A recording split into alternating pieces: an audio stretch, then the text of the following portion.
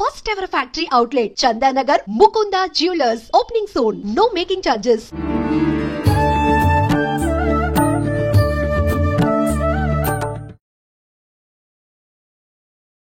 నమస్కారం, welcome to I dream. ధర్మ మార్గం విత్ విజిత కార్యక్రమానికి స్వాగతం.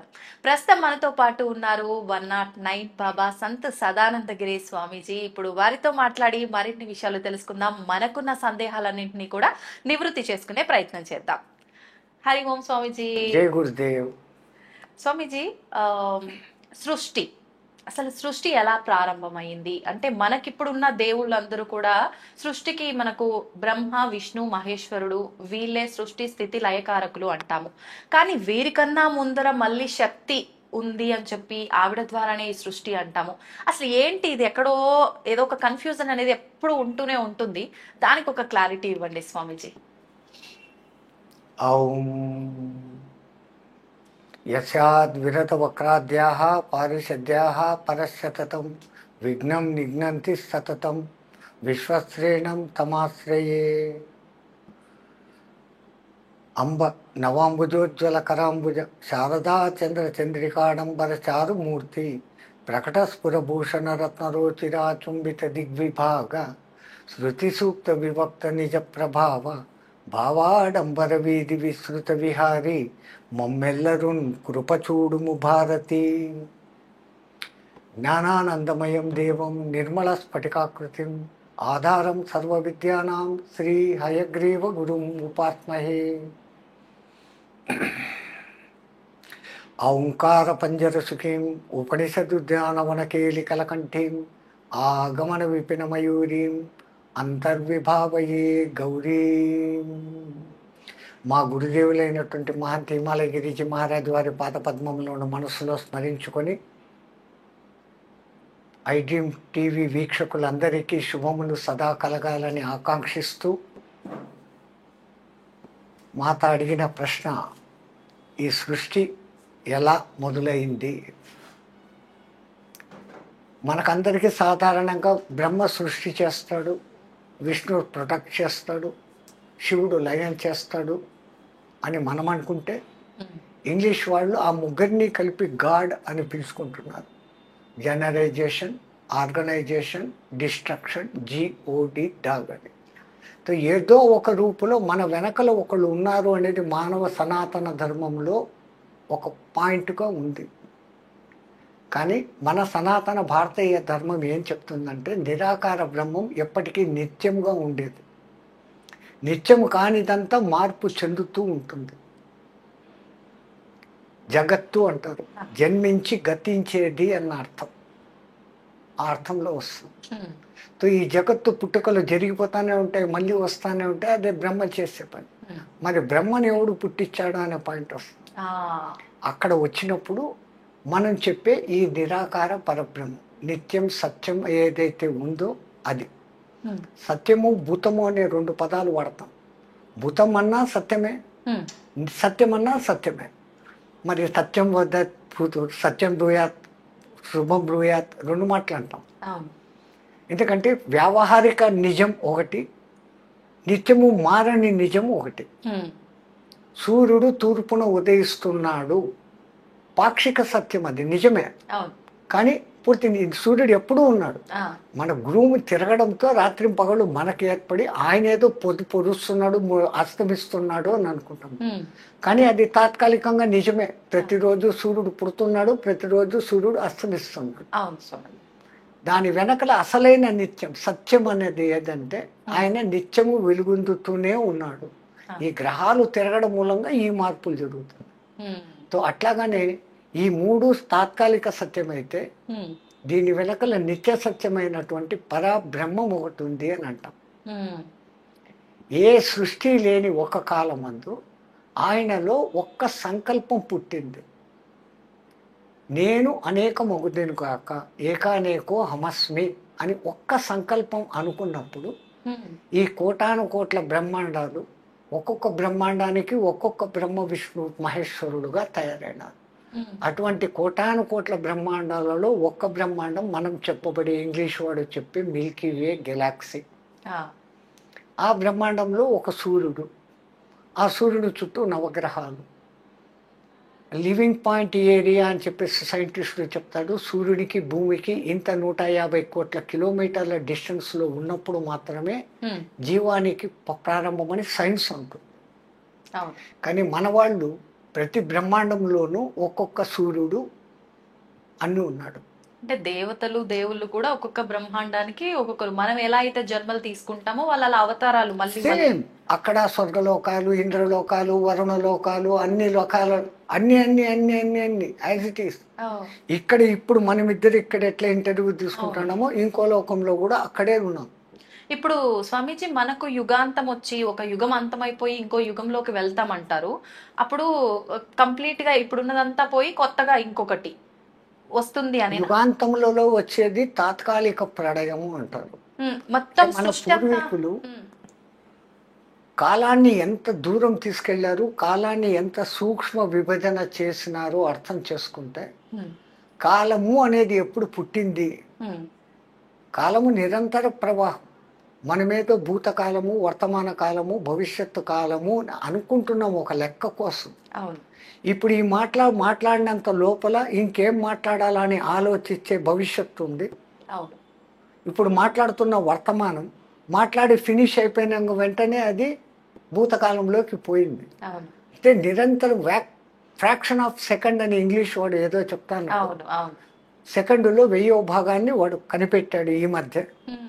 నేను ఇంత సూక్ష్మానికి పోయినాను కాలానికి అంటాడు.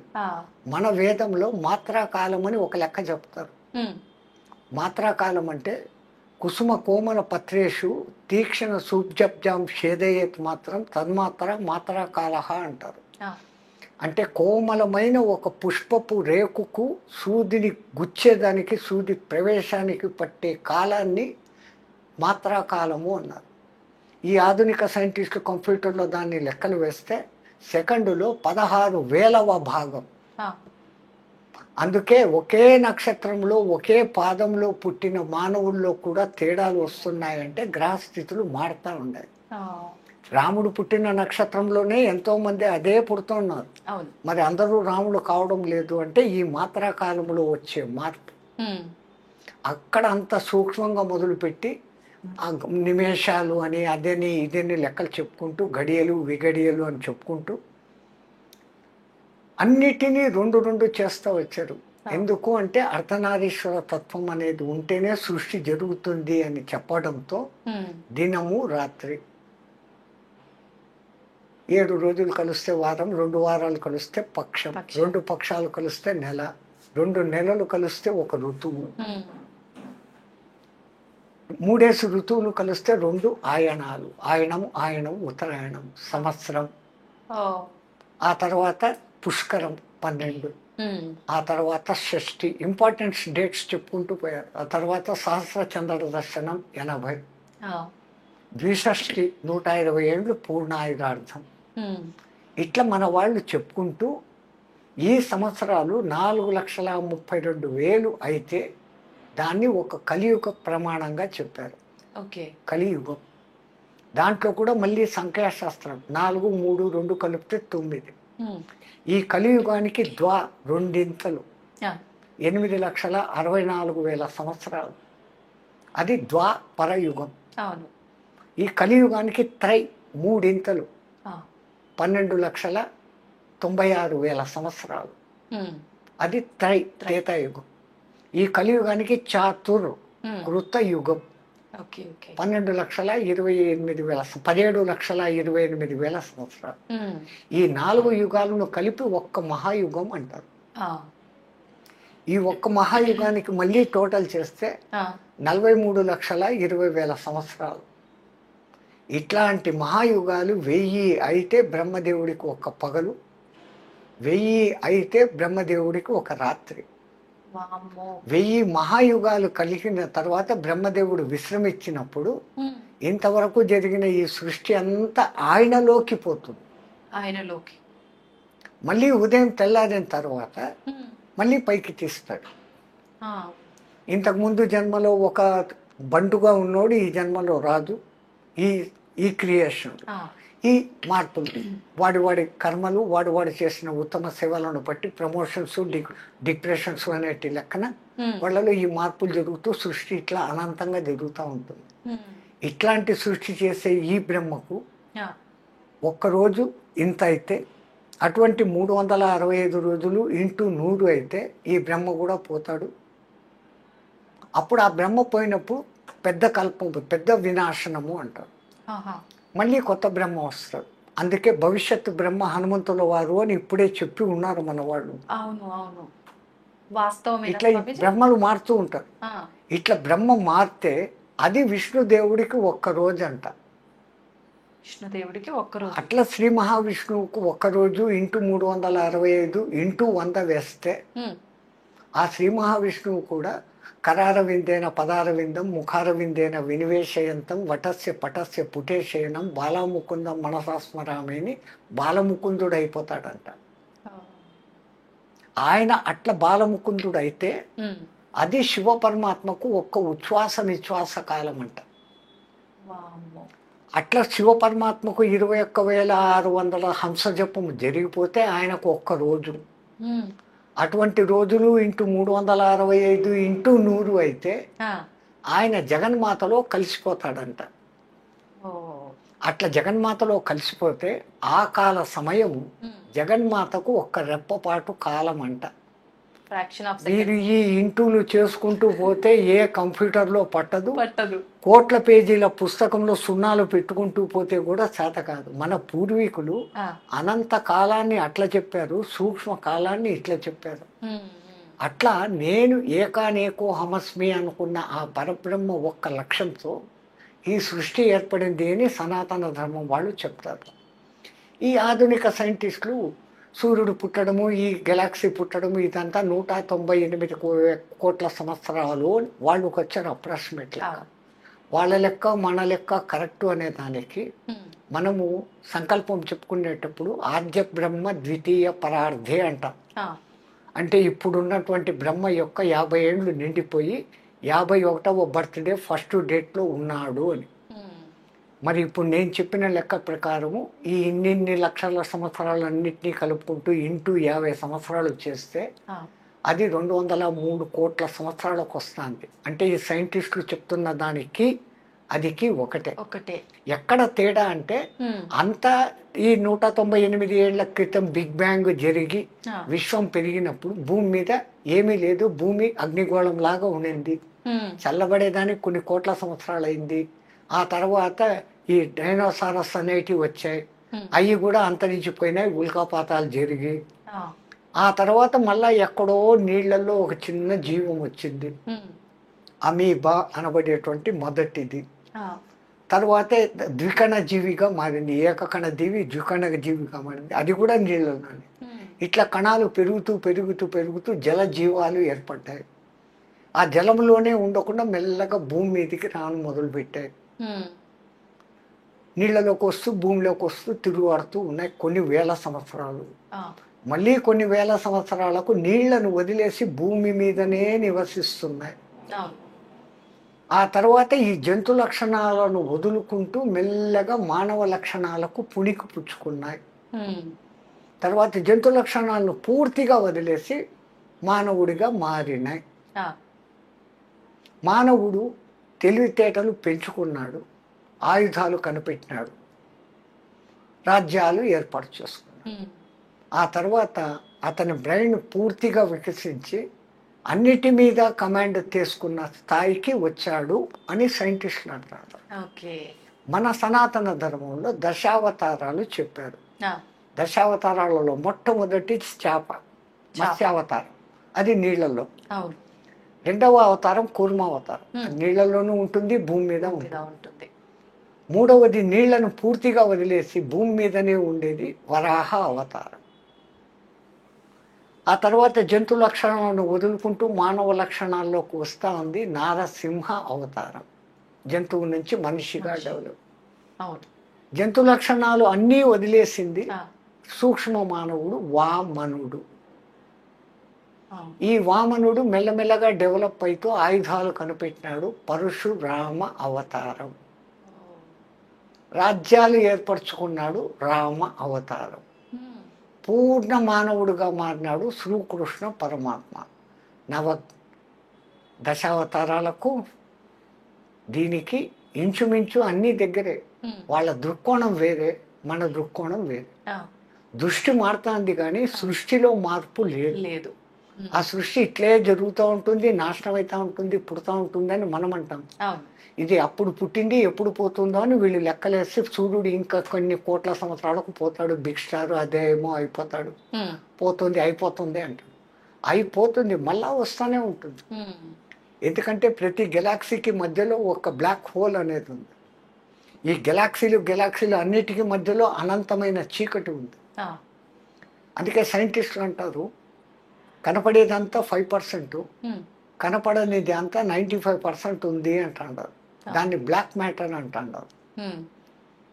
దాన్ని తెలుగులోకి ట్రాన్స్లేట్ చేస్తే కృష్ణ పదార్థం. కృష్ణ అని అనకూడదు. ఎందుకని అనకూడదు స్వామిజీ? ఇప్పుడు కృషివలుడు అంటారు మీరు, అక్కడ క్రూ అంటారు. అవును అవును. కృపాచార్యుడు క్రూ అంటున్నారు. కృషి చెయ్యండి అంటాం. అక్కడ ఏం వాడుతుంటారు? క్రూ అంటారు. కృతజ్ఞతలు అంటారు. అప్పుడు క్రూ అంటాడు. కృతజ్ఞుడు వాడు అంటాడు. అక్కడ క్రూ వాడతాడు.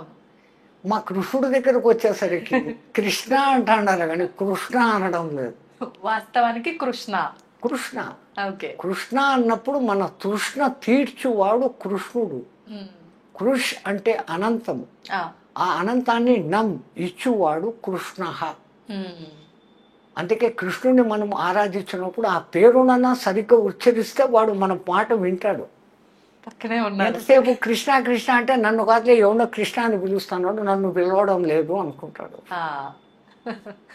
ఓకే స్వామీజీ, హనుమంతుల వారి విషయానికి వస్తే చాలా ఎక్కువగా ప్రాధాన్యత ఇస్తూ ఉంటారు హనుమంతుల వారికి ప్రతి విషయంలో కూడా. అసలు మామూలుగా రామాయణం విషయం చూసుకుంటే గనక మనకు ముందు నుంచి హనుమంతుల వారు రామాయణంలో ఉన్నట్టుగా మనకు చెప్పబడలేదు. కిష్కింద కాండ నుంచి హనుమంతుల వారు ఉన్నట్టుగా మనకు పురాణాలు చెప్తూ ఉన్నాయి, శాస్త్రాలు చెప్తూ ఉన్నాయి. మరి ఎందుకు ముందు నుంచి లేని ఒక క్యారెక్టర్ కి ఎందుకు అంత ప్రాధాన్యత అనేది నా క్వశ్చన్. ఇది చెప్పాలంటే రామనామ మహిమ ముందు చెప్తే హనుమంతుల వారి గురించి తర్వాత చెప్పుకోవచ్చు. అలాగే 4-5 కథలు వస్తే తప్ప హనుమత్ తత్వం అర్థం కాదు. మొట్టమొదట తెలియాల్సింది రామతత్వం. రామ అనే 2 అక్షరాలు ఎందుకు అంత ఫేమస్ అయింది? ఔంకారం లేని మంత్రము పనికిరాదు అంటారు. ఏ మంత్రానికైనా కానీ ఔంకారం ఉంటుంది. కానీ శ్రీరామచంద్రుడికి ఔంకారం అవసరం లేదు.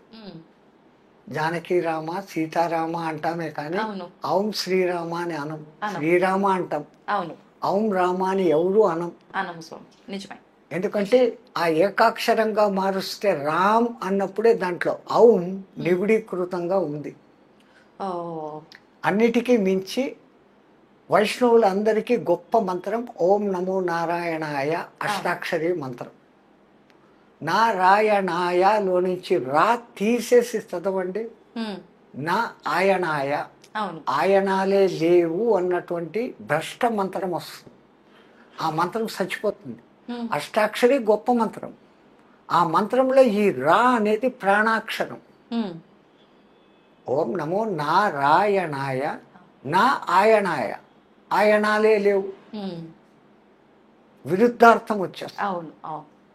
ఆ అష్టాక్షరిలో రా ప్రాణాక్షరం, 2వ అక్షరం. దానికి ఉన్న ఆ ప్రాధాన్యత పోయింది ఒక్క అక్షరం తీసేయటం వల్ల. అష్టాక్షరి నాశనం అయిపోయింది. అవును అవును. అట్లాగనే నమ శివాయ, నా మా 2వ అక్షరం నమ శివాయ. అట్లా పంచాక్షరి చదివిన పుణ్యము, ఇట్లా అష్టాక్షరి చదివిన పుణ్యము రావాలని వశిష్ఠ మహర్షి ఆలోచించి రామ అని పెట్టినాడు. అందుకే ఆ రాముడు ఎంత మనలో రమమైపోయినాడు అంటే ఆత్మారాముడు అని పిలుస్తాం. ఆత్మ గోవిందుడు అనం, ఆత్మ దుర్గా అనం, ఆత్మ వెంకటేశ్వరుడు అనం, ఆత్మ శివుడు అనం, ఆత్మ రాముడు అంటాం.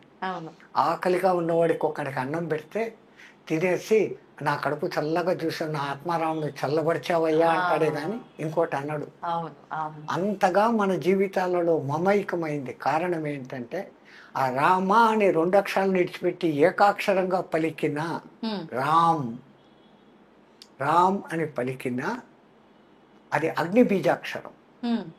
మన షట్చక్రాలలో మణిపూరక చక్రము మన సెంటర్లో ఉంది.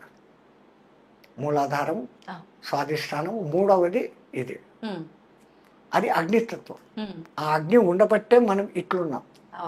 ఆ అగ్నిని కంట్రోల్ చేసేదానికి ఇడా పింగళ అనే సూర్యనాడులు, చంద్రనాడులు మన సమశీతోష్ణ స్థితిని పెడతా ఉంటే మనం ఉన్నాం. ఆ అగ్ని ఎక్కువైనా, టెంపరేచర్ ఎక్కువైతే జై శ్రీరాం, ఆ అగ్ని తక్కువైనా లో టెంపరేచర్ అయితే జై శ్రీరాం. అంతే.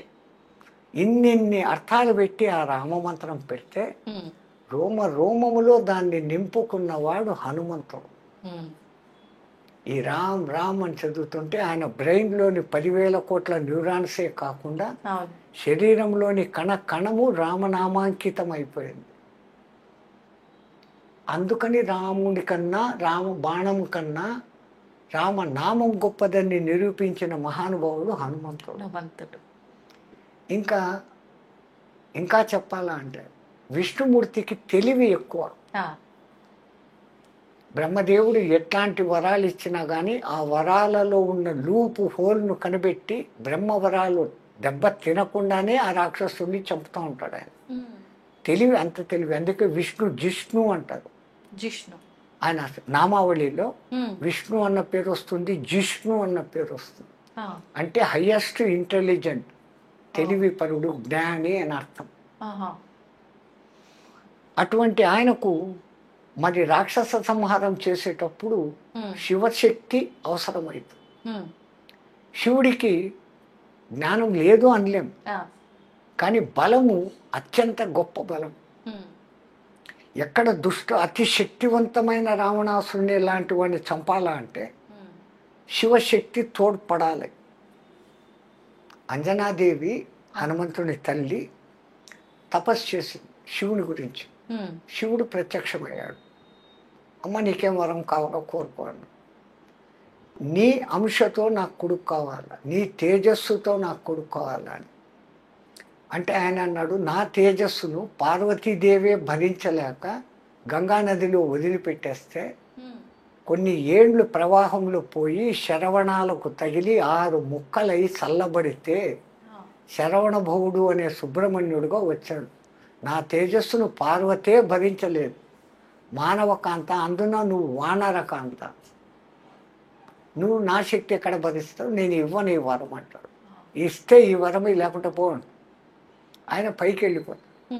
అక్కడ ఆలోచిస్తాడు, జగత్ సర్వం దైవాధీనం, తద్దైవం మంత్రాధీనం, తద్మంత్రం సాధకాధీనం, తస్మిన్ కార్యనేవ సాధక సర్వోత్కృష్ట. దేవుడి కన్నా సాధకుడు గొప్పోడు. రమ్మంటే వాడు రావాలి, మంత్రానికి కట్టుబడి. జగత్తంతా ఆయన కంట్రోల్లో ఉంటే ఆయన ఎవరి కంట్రోల్లో ఉన్నాడంటే మంత్రం కంట్రోల్లో ఉంటాడు. ఆ మంత్రం ఎవరి కంట్రోల్లో ఉండంటే సాధన చేసేవాడి కంట్రోల్లో ఉంది. ఇప్పుడు ఎవడు గొప్ప? తో ఆయన అక్కడ పోయి ఆలోచించి, మరి నేను వరం ఇచ్చి తీరాలా, నా శక్తిని ఆమెకి ఇస్తా, భరిస్తుందో చస్తుందో నాకు సంబంధం లేదు. అగ్నిదేవుణ్ణి రమ్మంటాడు. ఆయన వచ్చి, ఇప్పుడు నేను నా కొంచెం తేజస్సును నీ చేతికి ఇస్తాను, తీసుకెళ్ళి అంజనాదేవికి ఇచ్చేయి అంటాడు. తీసుకుంటాడు ఆయన. కైలాసం దాటేంత వరకు అగ్నిదేవుడికి ఏం కాలే. కైలాసం దాటి కాలు బయట పెట్టగానే అగ్నిదేవుడే మండిపోను మొదలు పెట్టాడు ఆ శివ తేజస్సు. మనిషికి ఆపద వస్తే బంధువుల దగ్గరికి పోడు, స్నేహితుల దగ్గరికి పోతాడు. బంధువుల దగ్గరికి పోతే ఆ బంధువులు ఏమంటారు, అప్పుడు అంతా ఎగిరావు, ఇప్పుడు పోగొట్టుకొని మా దగ్గరికి వచ్చావు, కష్టం వస్తే మేమా అని ఎగతాళి చేస్తాడు. అదే స్నేహితుడైతే సాయమన్నా చేస్తాడు, స్వాంతన మాటలన్నా చెప్తాడు, కానీ గేలి చేయడు. అగ్నిదేవునికి స్నేహితుడు గాలి, వాయువు. ఎక్కడ వాళ్ళిద్దరు జంట పదం. మంటలు ఎక్కడైనా మండినాయంటే గాలి వస్తే మంటలు ఇంకా ప్రేరేపిస్తాయి. అవును అవును. ఆక్సిజన్, మంట మండాలా అంటే హైడ్రోజన్, దానికి పక్కన ఆక్సిజన్ ఉండాలి. హైడ్రోజన్ అగ్నిదేవుడు అయితే పక్కన ఉండేవాడు వాయుదేవుడు వీడు. తో ఆయన తలుచుకుంటాడు. ఏం నీ సమస్య అంటాడు. ఆ శివుడు నాకు ఈ డ్యూటీ పెట్టాడు, నేను ఆంజనా దగ్గరికి పోయేంత లోపల నేను భస్మం అయిపోతాను, నన్ను కాపాడు అంటాడు. ఆ తేజస్సు నా చేతికి అని హిమవత్ పర్వత సానువులలో బర్రు బర్రు బర్రు అని తిరుగుతాడు. ఆ హిమాలయాల శీతలానికి ఆ శివతత్వ తేజస్సు శక్తి ఉష్ణత తగ్గుతుంది. ఆ తగ్గినప్పుడు అంజనాదేవి ఎప్పుడు ఇస్తావు శివ అని కూర్చొని ఉంది. వాయుదేవుడు తెచ్చి ఇదమ్మా అని వేసాడు. ఎందుకని మనం వాయుపుత్రుడు అంటున్నాం. వెనకల కారణము ఆమె కోరిక శివుడు. శివుడు ఆ విధంగా హనుమంతుడుగా ఎందుకు పుట్టాల్సి వచ్చిందంటే దానికి ఇంకో కథ ఉంది. రామాయణంలో ఈ కథలు రావు. అవును అవును, అన్ని పురాణాలు చదివితే తప్ప రామాయణం అర్థం కాదు. అందుకే వ్యాసుల వారికి రామాయణం ఎంత ఇష్టము అంటే రామాయణం వినా పురాణం పూర్ణం కాదు అని రాసేశాడు. ప్రతి పురాణంలోనూ రామాయణ కథ ఉంటుంది. పురాణానికి కొన్ని లక్షణాలు ఉంటాయి. మన్వంతరము అది ఇది అనేసి 6 లక్షణాలు ఉంటే దాని పురాణం. 7వ ముఖ్య లక్షణం ఏంటంటే రామాయణ కథ లేకుండా పురాణం పూర్తి కాదు అని. నవం ఎప్పుడు కొత్తగా ఉండేది అని పురాణాలకు పేరు. మొదట 18, దానికి ఉప పురాణాలు 18, ఔపప పురాణాలు 18, 54 పురాణాలు ఉన్నాయి. ఏ పురాణం అన్నా చదవండి, దాంట్లో రామకథ ఉంటుంది. ఈ చిన్న చిన్న కథలు అక్కడ వస్తాయి. ఈ అంతా సమగ్రంగా చదివితే తప్ప రామాయణం అర్థం కాదు. ఒకానొక సమయంలో ఒక రాక్షసుడు శుంభాసురుడు అనేవాడు ఎవరో ఆడు కూడా తపస్సు చేసి చిరంజీవత్వం పొందాల. కానీ ఈ బ్రహ్మ చిరంజీవత్వం ఈడు. ఎంత టెక్నికల్గా వరాలు అడిగినా కానీ ఆ జిష్ణు చంపేస్తాడు. విష్ణుకు కూడా దొరకని లాజిక్ని మనం ఏదన్నా పట్టుకొని చిరంజీవత్వం సాధించాలా అని ఆలోచించి మనసులో ఒక థాట్ వస్తుంది. ఆ థాట్ పెట్టుకొని తపస్సు చేస్తాడు. బ్రహ్మదేవుడు ప్రత్యక్షమవుతాడు. ఒక వారం తర్వాత వారం అడుగుతాను అంటాడు. ఈ వారం రోజులు మళ్ళీ ఆలోచిస్తాడు.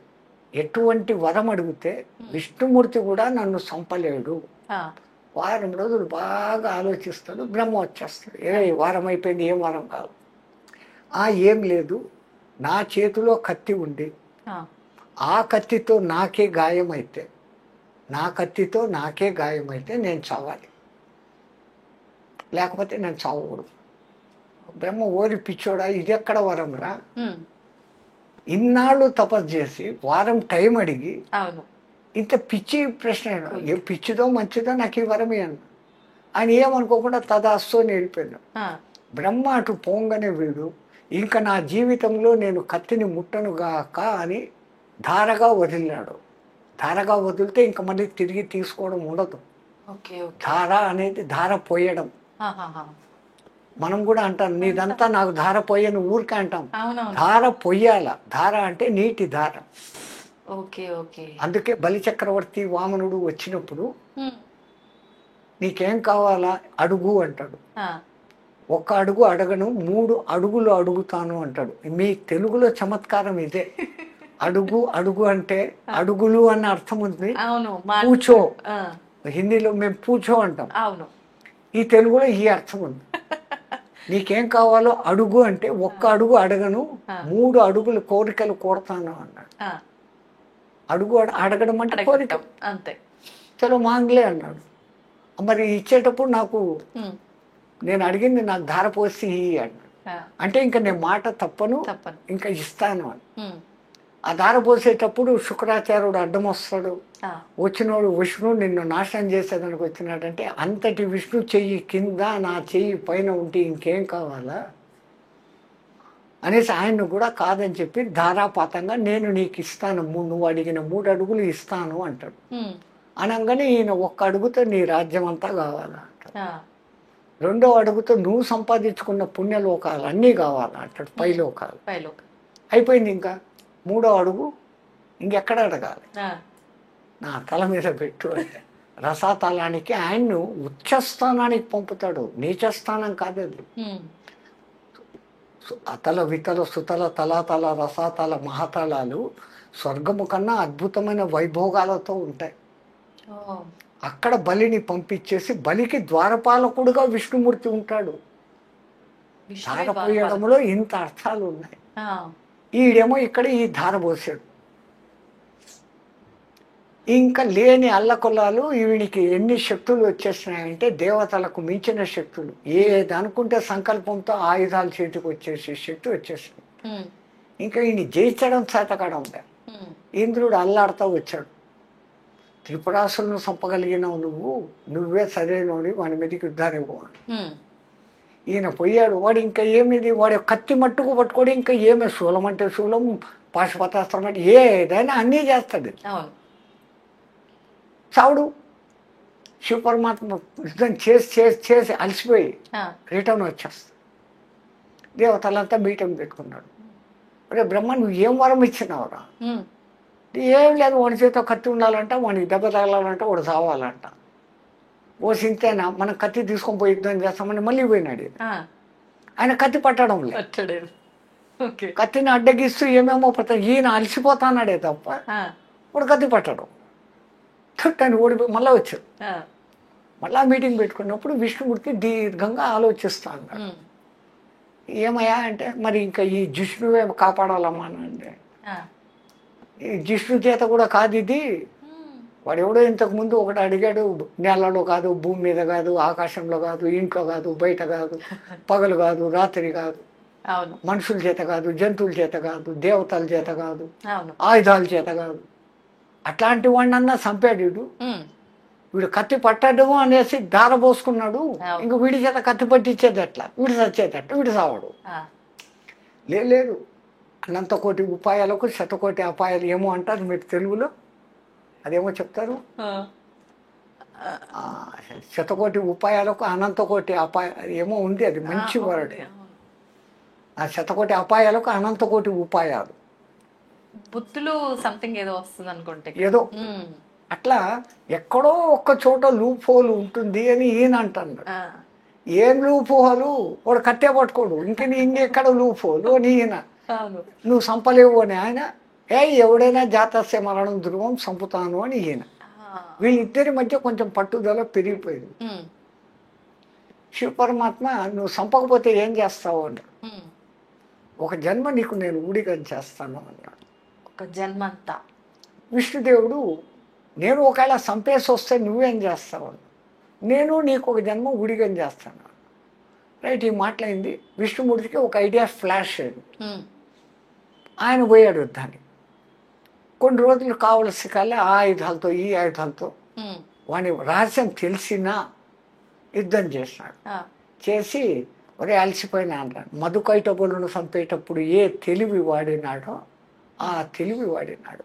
ఆ, మధుకైటబులతో కూడా యుద్ధం చేసి, మీరు ఇంత పరాక్రమవంతులుగా సచ్చేటట్లు లేరు, మీకు వరం ఇస్తాను అన్నాడు. ఉమ్, వాళ్ళు అహంకారంతో, మాకు నువ్వేం వరం ఇచ్చేది, మేమే నీకు వరం ఇస్తాం, కోరుకో అన్నాడు. ఆ, మాట తప్పదు కదా అన్నాడు. తప్పము అన్నాడు. అట్లయితే నేను కోరుకునే వరం నా చేత మీరు సావండి అన్నాడు. వాళ్ళు అదే ఇరుక్కున్నామే ఆ, అని అక్కడ కూడా తప్పించుకునేదానికి నీళ్లు లేని చోట మమ్మల్ని సంపు అన్నాడు. అప్పుడంతా జలార్ణవం. ఆహా, అప్పుడు విష్ణుమూర్తి తన ఊరువులను విపరీతంగా పెంచుతాడు. ఆ, ఇప్పుడు ఈ ఊరువుల మీద నీళ్లు లేవు, వీళ్ళకి రండి అంటాడు. వాడు వచ్చి తలకాయలు ఇస్తాడు, చంపేస్తాడు. విష్ణుమూర్తిని అందుకే జిష్ణు అంటారు. వాడు ఎంత ఇంటెలిజెంట్ ఇంకోలేడు. లాయర్లకు సూపర్ లాయర్. తో అలసిపోయినాను, కూర్చొని మాట్లాడుకుంటాం రా. అవురా, నేను ఏ ఆయుధం చెప్తే ఆయుధం తీసేస్తాడవు, ఎక్కడి నుంచి వచ్చిందంటే నా శక్తి నాకుంది లేదని. ఉమ్, అయినా అన్ని ఆయుధాలు వాడినా కానీ నా దగ్గర ఉన్న అస్సలు మెయిన్ ఆయుధాలు వాళ్ళే ఇంతవరకు అన్నాడు. ఇంకా ఏముండేది నీ దగ్గర? ఉమ్, ఇది సుదర్శన చక్రం 1000 అంచులు ఉండేది అన్న. ఇది మహాసుదర్శనం అని వాడు 10,000 అంచుల సుదర్శనం బయటికి తీసినాడు. ఆ, థు అనేసి దాన్ని అక్కడ పక్కన పెట్టి టెక్నిక్. అదే. మళ్ళీ ఇది పాంచజన్యము. ఈ శంకు ధ్వని వింటేనే ఎంతో దూరం పోతారా. ఇది మహాశంఖం అని చెప్పి వాడు ఇంత పెద్ద శంఖం తీసినాడు. ఉమ్, పోటా పోటీగా. ఇది కౌమోదికం రా అన్నాడు. వాడు వెంటనే ఇది మహాకౌమోదికం అని ఇంత పెద్ద గద తీసినాడు. ఆ. వీడు లైన్లో పడుతున్నాడు అనుకొని ఇది షార్జరం అనే ధనుస్సురా అన్నాడు. ఆ, ఇది మహాశార్జరము అన్నాడు. వాడు ఇంకా లైన్లో పడిపోయినాడు. ఇది నందకమురా అన్నాడు. అనగానే చూడు ఇది మహానందకం అనేది కూడా పెద్ద కత్తి పట్టుకుంది. అయిపోయి ఈ కత్తి ఇట్లా పట్టుకోగానే విష్ణుమూర్తి ఇక్కడ వచ్చి ఎగిరాడు. చిన్న ఘాటు పడింది. వాని చేతిలో కత్తి, వానికి చిన్న ఘాటు, చచ్చాడు. అందరూ విష్ణుమూర్తికి జై అంటే శివపరమాత్మ నవ్వుకుంటూ కూర్చోండి. వీళ్ళకు భవిష్యత్తు తెలుసు, ఇదంతా జరిగే నాటకం. అంతే. ఆ విష్ణుమూర్తి వచ్చి ఏమయ్యా నేను చంపాను, మరి ఏం చేస్తావు అని. నువ్వు రామావతారం ఎత్తు, నేను హనుమంతుడే వస్తాను అని. అంజన కోరుకోవడం, అక్కడ రావడం, ఇక్కడ ఇది ఆ యుద్ధము, ఎన్నిటి మూల కారణంగా ఆంజనేయ స్వామి మనకు వచ్చాడు. అందుకే పంచముఖ ఆంజనేయ స్వామిని చూపించేటప్పుడు విష్ణు శక్తులన్నీ దాంట్లో ఉంటాయి. 5 ముఖాల్లో ఏది మొదటిది, భూమిని పైకెత్తాలంటే ఎంత శక్తి కావాలా? వరాహ శక్తి, ఒక ముఖం ఆంజనేయుడు. రెండవది హిరణ్యకశిపుడు లాంటి రాక్షసుని చంపాలా అంటే నృసింహ శక్తి, రెండవ ముఖం. హయగ్రీవుడు లాంటి రాక్షసుని హయగ్రీవుడు లాగానే చంపాల కాబట్టి అక్కడ అమ్మవారి నాటకమే. ఆ హయగ్రీవుడు అనే రాక్షసుడు వాడు ఎట్లాంటి వరం అడిగినాడంటే కేవలం సేమ్ నాలాగా ఉండేవాడి చేతిలోనే నేను చావాలి. వాడి తలకాయ గుర్రం ముఖం. హయగ్రీవుడు, హయం అంటే గుర్రం, గ్రీవం అంటే మేడ, హయగ్రీవం. మరి ఇంకో హయగ్రీవం ఏడుంది? అందరూ ఓడిపోయినారు. విష్ణుమూర్తి కూడా యుద్ధం చేసి అలసిపోయి బాణం కింద తల పెట్టుకొని అలసిపోయి పడుకున్నాడు. ఆయన పడుకున్నాడు, నిద్రపోతున్నాడు. యుద్ధం చేసి చంపుతాడు అంటే నిద్రపోతున్నాడు, నిద్ర లేపాల. ఆయన నిద్ర లేపితే కోపగించుకుంటాడేమో. తెలివిగా లేపుతాము అని బ్రహ్మదేవుని పిలిచి వాడిని ఎట్లా ఒకట్లా లేపు, ఆయన విల్లు పట్టుకుని ఉన్నాడు కదా, ఆ నారిని కట్ చేస్తే విల్లు ఇట్లా ఉంటుంది. నారి ఉన్నప్పుడు బెండ్ బలంగా ఉండి ఉంటుంది. ఆ విల్లు తెంపేస్తే ఇట్లా ఉంటుంది కదా, ఆయనకు మెలకు వస్తుంది. మళ్ళీ యుద్ధం చేస్తాడు. బ్రహ్మదేవ ఆ విల్లును కొరికే అంట, నారిని కొరికే అంట. అంటే అంతవరకు బ్రహ్మ సృష్టించని ఉమ్రీ పురుగులు అనబడేటువంటి చెదలను పుట్టిస్తాడు. ఆ చెదలకు చెప్తాడు పోయి నారిని కట్ చేయండి. ఆయన్ను కట్ చేస్తే మాకేం లాభము అని అయ్యి యజ్ఞంలో మీకు కూడా భాగం ఇస్తాము అన్నాడు. ఆ మాట విని అయిపోయినాయి. ఇప్పుడు కూడా సాంప్రదాయంగా యజ్ఞం జరిగిన తర్వాత, యజ్ఞం పూర్తయిన 2వ రోజు లోపల తవ్వితే కింద మీకు ఆ చెద పురుగులు కనపడతాయి. ఆ పరుగులు కనపడినాయి అంటే మీ యజ్ఞం సక్రమంగా చేసినట్టు. యజ్ఞం అంటే మామూలు విషయం కాదమ్మా. సుక్కు శృవాల శుద్ధి, భూశుద్ధి, వాస్తు శుద్ధి, ఇటుకల శుద్ధి,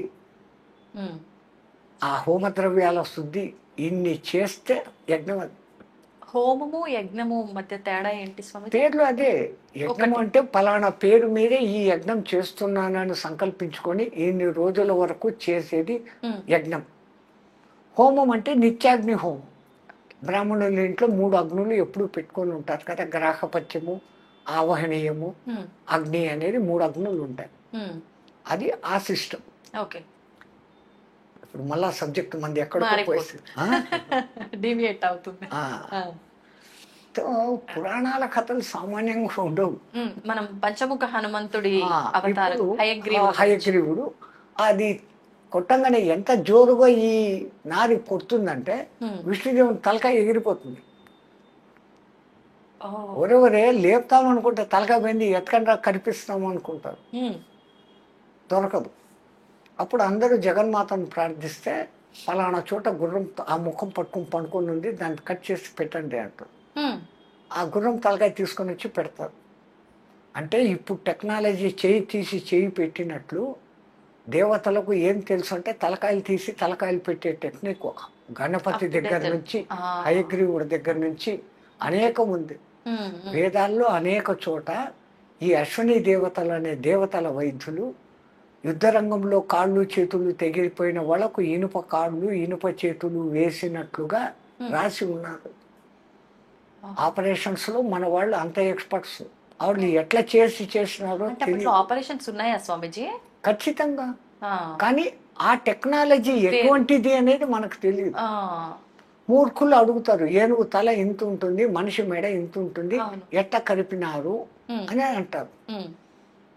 మొన్న ఎవడో ఒక సైంటిస్టు ఒక తలను తీసి ఇంకో మనిషి తలను పెట్టాలా అని ప్రయోగం చేస్తున్నాడు అని పేపర్లో పడింది. అది సక్సెస్ అయిందో లేదో తెలియదు. వాళ్ళ టెక్నాలజీ వేరే, మన టెక్నాలజీ అంతా టెస్ట్ ట్యూబ్ బేబీల వరకే వచ్చింది. అంతే జైగోటుగా ఇక్కడ తయారు చేసి దాన్ని మళ్ళీ తల్లి గర్భంలోనే పెడుతున్నారు. కానీ తల్లి గర్భం అవసరం లేకుండా కౌరవులు ఆయిల కుండలలో పుట్టించారు. దశరథుడు చనిపోతే భరతుడు వచ్చేంత వరకు శవం పాడు కాకుండా తైల భాండంలో పెట్టి రక్షించినారు అని రాసి ఉంది. శవాన్ని ఎన్ని రోజులైనా భద్రపరిచే టెక్నాలజీలు వాళ్ళ దగ్గర ఉన్నాయి. ఇప్పుడేమో ఐస్ బాక్సులు, మీకు మిషన్లు కనపడుతున్నాయి. వాళ్ళ టెక్నిక్లు వేరే. వాళ్ళు అంటే మెదడు బుర్రకు పని పెట్టి మళ్ళీ ఇప్పుడు ఎప్పుడైతే హయగ్రీవ తల వచ్చిందో వాడి కోరిక ప్రకారం నాలాంటి వాడి చేతిలో సవాలని చచ్చాడు. అంటే విష్ణుమూర్తికి అక్కడ ఆ హయగ్రీవ తల వచ్చేదానికి అమ్మవారి అనుగ్రహము శివశక్తి. అందుకే ఆ పంచముఖ ఆంజనేయ స్వామిలో హయగ్రీవ ముఖం. ఆ తర్వాత రామచంద్రుల వారి కార్యం నిర్వర్తించేదానికి హనుమత్ ముఖం 4. అఖిలాండ బ్రహ్మాండాలను తన కడుపులో పెట్టుకున్న శ్రీ మహావిష్ణువును మోసి తీసుకొని పోవాలంటే గరుత్మంతుడు ఎంత బలంగా ఉండాలా? ఆ శివశక్తి లేకపోతే ఈయన నడవలేడు. అది గరుడ అవతారం. అట్లా ఆ పంచముఖ ఆంజనేయ స్వామి, ఆ రామనామ శక్తి శివశక్తి. అందుకే హనుమతే రుద్రాత్మకాయ హూంఫట్, రుద్రుని ఆత్మను కాయముగా ధరించిన ఓ హనుమంతుడా నా సర్వారిష్టాలను దూరం చెయ్యి అనేసి ఆయన మంత్రాలలో ఒక పేరు. అట్లాగనే ఆయనకు సుందరుడు అని అసలైన పేరు. అంజనాదేవి ఆయనకు పెట్టిన పేరు సుందరుడు. ఆయనకున్న అనేక పేర్లలో కృష్ణ అనే పేరు కూడా ఉంది. కృష్ణ అనేది 3 4 మాత్రమే ఉంది, 5 మందికి మాత్రమే ఉంది. 5 కృష్ణులు ఉన్నారా? మహాభారత యుద్ధంలో భగవద్గీత జరిగినప్పుడు ఒకసారి ఒక డిబేట్లో ఎక్కడో నాకు గీత అంత తెలుసు, నాకే గీత ఇంత తెలుసు, అది ఇది అనేసి ఆ ఇంగ్లీష్లో చదివిన వాళ్ళు అంటారు. గీతను బాగా అబ్జర్వ్ చేస్తున్నారు. ఆ భారతం అంతా చదివినారంటే భారతం మొత్తం చదివాను, గీత మొత్తం చదివాను. మళ్ళీ అట్లయితే భగవద్గీతలో ఎంతమంది కృష్ణులు ఉన్నారు? నువ్వెక్కడ పిచ్చోడివయ్యా, చెప్పిన కృష్ణుడు ఒకడే కదా. మళ్ళీ విన్న అర్జునుడు కూడా కృష్ణుడే. అర్జున పల్గొన పార్థ కిరీటి బీభత్సుడు విజయ కృష్ణ సవ్యచాచి ధనుంజయ అని ఆయనకు కూడా 10 పేర్లు. సర్వ ఉత్కృష్ట ఆకృష్ట రూపం ఇది కృష్ణం. క్రూ అన్నప్పుడే ఇది వస్తుంది, క్రీ అన్నప్పుడు రాదు. సర్వ ఉత్కృష్ట ఆకృష్ట రూపం కృష్ణం. అర్జునుడు కూడా అంత సుందరుడు కాబట్టి ఒక్క ద్రౌపదమ్మను కాకుండా ఎంతో మందిని, విద్యుల్లేఖమాలిని, ప్రమీలను, సుభద్రను, ఇంతమంది. కృష్ణుని తర్వాత ఎక్కువ భార్యలు ఉండేవాడు ఈయనే. ఎందుకంటే ఆ ఆకృష్ట రూపం అంటే ఇప్పుడు చెప్పే కృష్ణుడు ఒకడు, వినే కృష్ణుడు ఒకడు, ఇంకా ఇంకో కృష్ణుడు జెండాపై కపిరాజు హనుమంతుడు, ఆయనకు కూడా కృష్ణ అనే పేరు. 3 4వ వాడు అసలు ఈ కురుక్షేత్ర సంపాదన యుద్ధం రావడానికి మూల కారణం ద్రౌపది. ద్రుపదరాజు కూతురు కాబట్టి ద్రౌపది, పాంచాల దేశపు రాకుమారి కాబట్టి పాంచాలి. కానీ యజ్ఞ సంభవ యజ్ఞ వేదికలో నుంచి బయటకు వచ్చినప్పుడు అగ్నిదేవుడు ఆమెకు పెట్టిన పేరు ఈమె కృష్ణ అన్నాడు. అది 4. ఇంకొకరు 5వవాడు రాసిన వ్యాసుడు. వ్యాసుడు అసలు పేరు కాదు, కృష్ణ ద్వైపాయనుడు. పరాశరుడు సత్యవతినితో పోయి ఇది మంచి ముహూర్తము, ఈ సమయంలో ఈ గర్భధానం చేస్తే పుట్టాల్సిన వాడు పుడతాడు అని కనుక్కొని పరాశర మహర్షి అంటే అయ్యా నేను కన్యను, ఇది పగలు, ఆ పక్క ఈ పక్క వాళ్ళు చూస్తా అన్నారు అంటే ఆయన అప్పటికప్పుడు తన తపోశక్తితో చీకటిని పుట్టిస్తాడు. కృష్ణ ద్వైపాయనం, 2 ఒడ్డుల మధ్య పుట్టినవాడు కృష్ణ ద్వైపాయనుడు. ఆయన పూనుకొని వేదాలను ఏకంగా ఉన్న వేదాన్ని 4గా వ్యాసము విభజించాడు, వ్యాప్తం చేశాడు. కాబట్టి వ్యాసుడు వ్యాసుడు వ్యాసుడు అంటాం. అసలు పేరు కృష్ణద్వైపాయన. కృష్ణద్వైపాయన. 5 మంది కృష్ణులు. మనం రామాయణం నుంచి భారతానికి వచ్చాము. ఇప్పుడు హనుమంతుల వారు గురించి మాట్లాడుతున్నాం కాబట్టి స్వామీజీ, హనుమంతుల వారి జననం కూడా 2 సార్లు జరిగిందా? ఒకసారి మూర్ఛిల్లి పడిపోవటము ఏదో జరిగింది అని చెప్పి, మళ్ళీ అప్పుడు ఆయన మూర్ఛిల్లితే బయటకు వస్తే రెండో జననం కాదు. జరిగింది ఏంటంటే సూర్యుని పండు అనుకుని పైకి ఎగిరినప్పుడు ఇంద్రుడు వజ్రాయుధం వేశాడు. వజ్రాయుధం దెబ్బకు ఎవరైనా సస్తారు. కానీ ఇంద్రుడు వజ్రాయుధం వేయడంలో ఎందుకు కారణం అంటే ఈయన కారణ జన్ముడు. ఈయన హనుమలు బాగుంటే వేదాన్ని బాగా పలకగలడు. భవిష్యత్తులో ఈడు సూర్యుని దగ్గర విద్య నేర్చుకోవాలి. వేద మంత్రాలు చదవాలంటే హనుమలు బాగుండాల. హనుమలు అంటే దవడలు. ఈ దవడలు బాగుండాలంటే దానికి ఆ పలుకు రావాల. ఆ పలుకు వచ్చేదానికి ఆ దవడలు బలిష్టమయ్యేదానికి కొట్టాడు ఆయన. దానికి ఆయన మూర్ఛిల్లి కింద పడిపోయాడు. ఒక విధంగా అందరూ చచ్చిపోయినారు అనుకున్నాడు. గాలిదేవుడు కొంచెం బాధపడ్డాడు. నా మూలంగా వచ్చిన శివశక్తి ఇట్ట పడిపోయింది, నేను వీచను అంటే గాలి ఒక్క క్షణం వీచకపోతే జైసీయరం అంతే. అప్పుడు ఒక్కొక్క దేవత ఒక్కొక్క వరం ఇస్తూ వీడిని నా బ్రహ్మాస్త్రం కూడా ఏమి చేయదు అని బ్రహ్మ, నా మారుణాస్త్రం ఏం చేయదని ఆయన, నా యమపాశం పనిచేయదని ఈయన, ఇట్లాంటి వరాలన్నీ ఇస్తున్నారు. ఆ గాయం మూలంగా దవడలు ఉబ్బడంతో ఆయన ముఖము కొంచెం ఇదే అయింది. రెండవది వానరులు అంటే కోతులు కావు, వాళ్ళమున్న నరులు, నరులు. 32 వెనుపూసలు 33 వెనుపూసలు ఉన్న మనమే ఈ యోగంతో కుండలిని యోగంతో జ్ఞానులం అవుతా ఉంటే వాళ్లకు తోకలో 32 ఇంకా ఎక్స్ట్రా ఉండేటివి. 64 చతుషష్ఠి 66 ఆ వెన్నుపూసలతో వాళ్ళు ఎంత శక్తిమంతులుగా ఉంటారు. అది ఒక జాతి ఒక కాలంలో ఉండేది, రామాయణ కాలం. ఆ జాతి అంతరించింది. కోతులు అని మనం అనుకుంటాం. మరి కోతుల నుంచి వచ్చి ఉంటే హనుమంతులు ఆ రాజ్యం ఏంటే ఇప్పుడు అన్ని కోతులు ఉన్నాయి, ఇన్ని రకాల కోతులు ఉన్నాయి, ఒకటి ఇంతవరకు మారలేదు. ఆ కోతుల నుంచి మనిషి వచ్చినాడు అంటున్నారు. మరి కోతులుగానే ఉన్నాయి.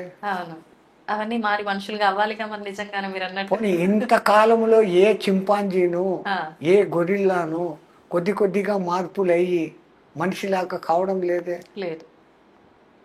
స్వామిజీ, శివుడి గురించి ఇందాక మీరు కైలాసం దాటిన తర్వాత అగ్నిదేవుడు దాటని వరకు ఏమవ్వలేదు, దాటిన తర్వాతే మార్పు జరిగింది అన్నారు కదా. అంటే నిజంగా శివుడు కైలాసంలో ఉంటాడా? కైలాసం అనేది నిజంగా ఉందా?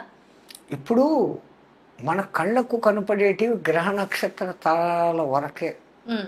స్వర్గలోకము, ఇంద్రలోకము, వరుణలోకము, వాయులోకము, ఇవన్నీ లోకాలు ఉన్నాయి.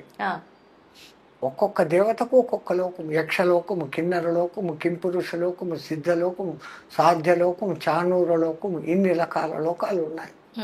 అవి ఏంటి అంటే ఒక మానవుడు మామూలు స్థాయి నుంచి సాధన బాగా చేస్తే మానవ గంధర్వ పొజిషన్లోకి వస్తాడు.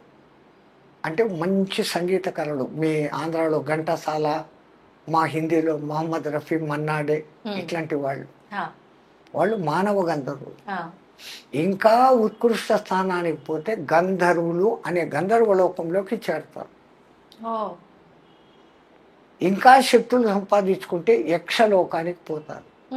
కిన్నెర, కింపురుష లోకాలు, సిద్ధ, సాధ్య, చాణూర గణాలు అనే లోకాలు. అంటే ఈ మానవులలో సాధనా శక్తి పెరిగే కొద్దీ వచ్చే లోకాలు. ఇవన్నీ అయిపోతే ఇంకా పూర్ణత పోస్తే దేవతలు, ఏది అడిగినా ఇచ్చేదానికి సిద్ధంగా ఉండేవాళ్ళు అనబడే దేవతలు. కానీ వీళ్ళందరికీ కూడా ఆయు ప్రమాణాలు ఉన్నాయి. నిరంతరము ఉండేది ఆ పరబ్రహ్మం ఒకటి తప్ప ఇవన్నీ మారిపోతానే ఉంటాయి. అంతటి వాడు కాబట్టి హనుమంతుల వారు సంజీవని పర్వతాన్ని తీసుకొని వచ్చి లక్ష్మణుని బతికిచ్చారు.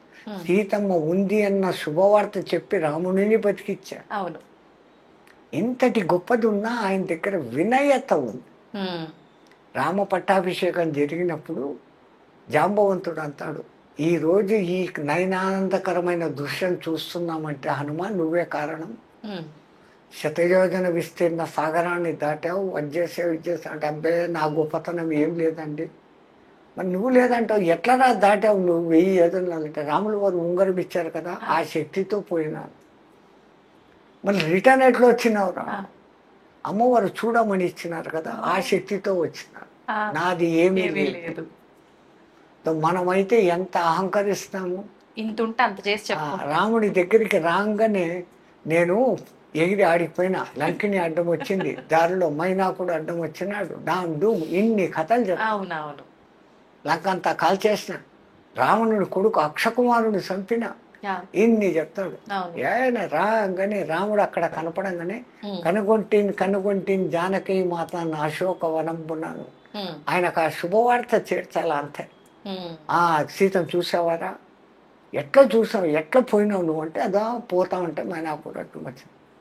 అందుకే రామాయణం అంతా 24,000 చిన్నదైతే సుందరకాండ అనేది అంత ప్రాశస్తమైనది.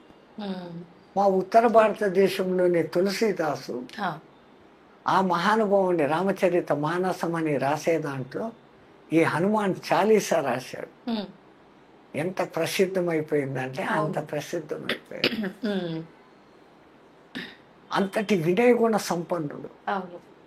అలా సుందరకాండ మరి ఎందుకు, ఏం చేసినా సుందరకాండ పారాయణం చెంది తప్పులు పోతాయంటే, సుందరకాండలో ఉన్న అంతర్గత రహస్యాన్ని మనం తెలుసుకోవాలి.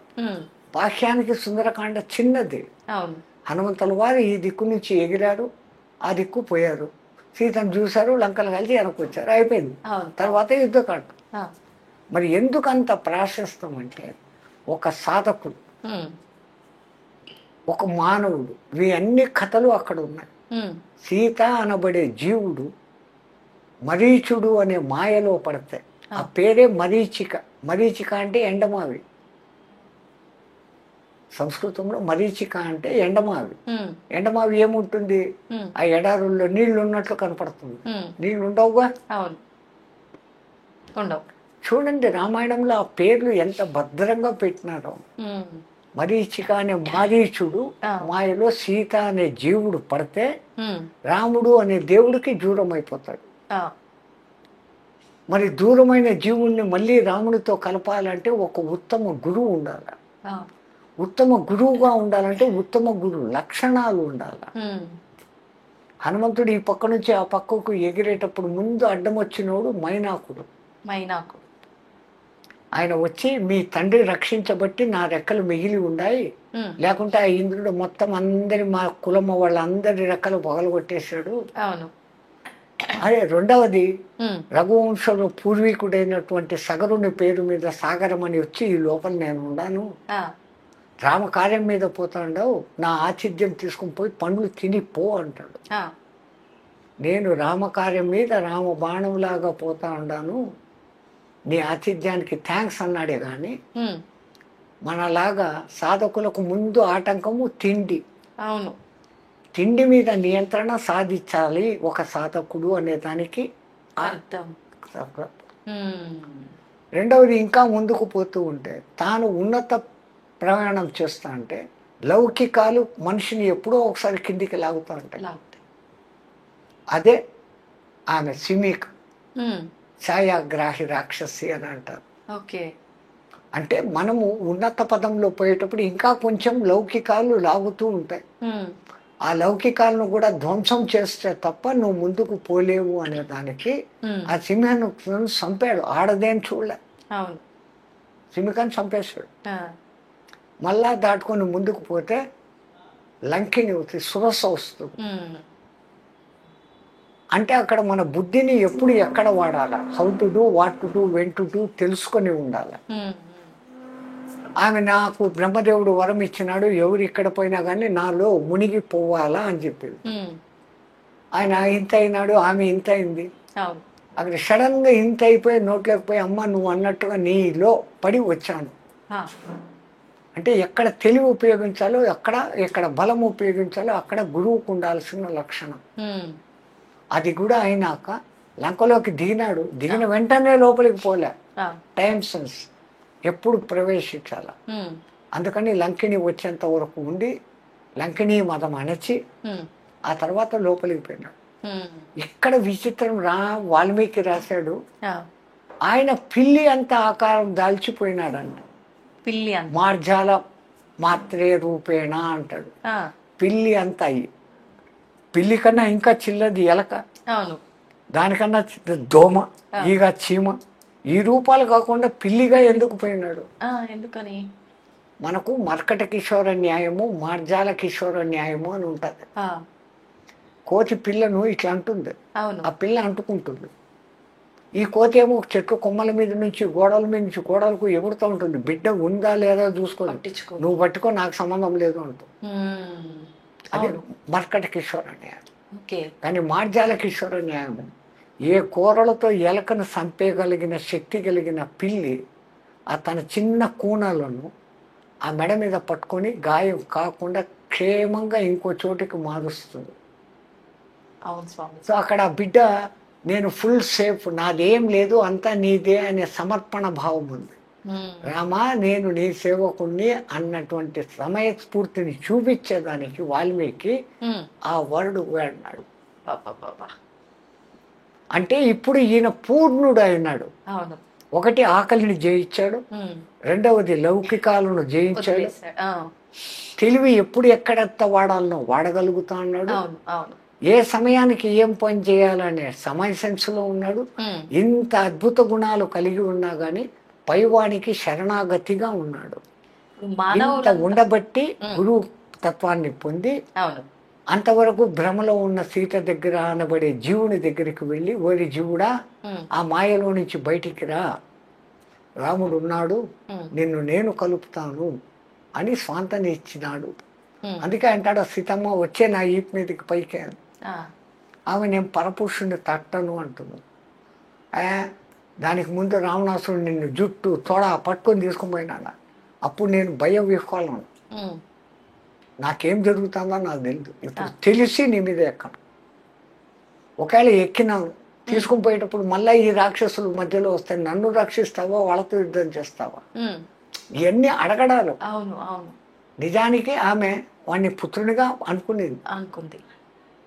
ఈయన పిచ్చి పని చేసి లంకనంతా కాల్చేసి, ఏదో ఇంత చేసి సీతను కనిపెట్టి లంకంతా కాల్చేసిన, సీత కూడా చచ్చిపోయింది. ఆమె సీత ఉన్న చోట అగ్ని ఏం చేస్తుంది? సీతే స్వయం అగ్ని, సీత మండదు. అందుకని ఆమె అక్కడ ఉన్నాక, ఇంత చేసినావు నీకు చిరంజీవత్వం వచ్చు కాక, అష్టసిద్ధి నవనిధికే దాత ఐసవర దీన జానకి మాత. జానకి మాత ఆయనకు అష్టసిద్ధులను కలిగింపజేసింది. సుందరకాండలో ఇంతటి పరమాద్భుత రహస్యం బట్టి రాముడి కన్నా రామశక్తి గొప్పది అని ఆ హనుమంతుడు నిరూపించిన కారణం చేత ప్రతి రామాలయంలోనూ పూజలు అందుకుంటాడు. ఆయనకు అంటూ విశేషమైన ఆలయాలు ఉంటాయి. ప్రతి ప్రథమంగా రామ దర్శనం కాదు చేసుకోవాల్సింది. హనుమాన్ గడి అనేటువంటి ఆ కొండ మీద ఉన్న హనుమంతుడిని ముందు దర్శనం చేసుకోవాలి. అయోధ్య వెళ్తే, తిరుపతి వెళితే ఎట్లాగైతే మీరు వరాహస్వామి దర్శనం చేసుకునే పోతారు, అయోధ్యకు పోతే ఇప్పుడు బాలరాముడి కన్నా ముందు పోయి చూడాల్సింది ఆయన. ఆ హనుమంతుడిని చూసి ఆయన అనుగ్రహంతో అయ్యా రాముల వారి దగ్గరికి పోతానని పోవాలి. నాకు తెలిసిన రామాయణ విశేషం.